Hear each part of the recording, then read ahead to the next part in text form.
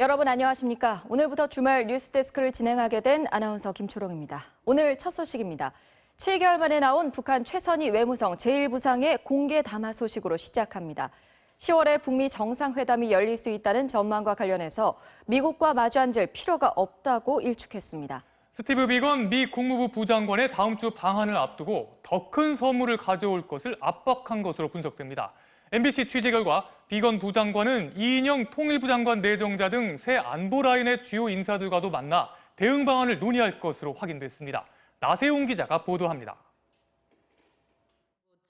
최선희 외무성 제1부상은 현 실태를 무시한 북미 정상회담설이 여론화되는데 아연함을 금할 수 없다며 미국과는 마주 앉을 이유가 없다고 단언했습니다.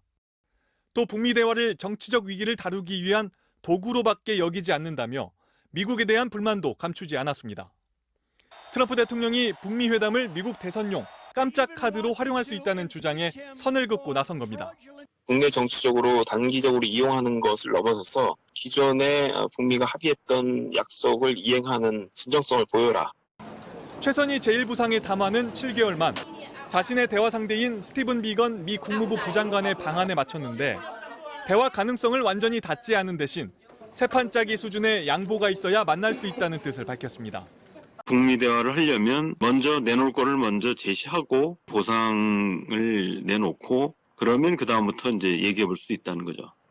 정부 관계자는 결국 북한은 한미 연합훈련 중단에 그치지 않고 대북 제재 해제 수준을 바라고 있다고 봤습니다.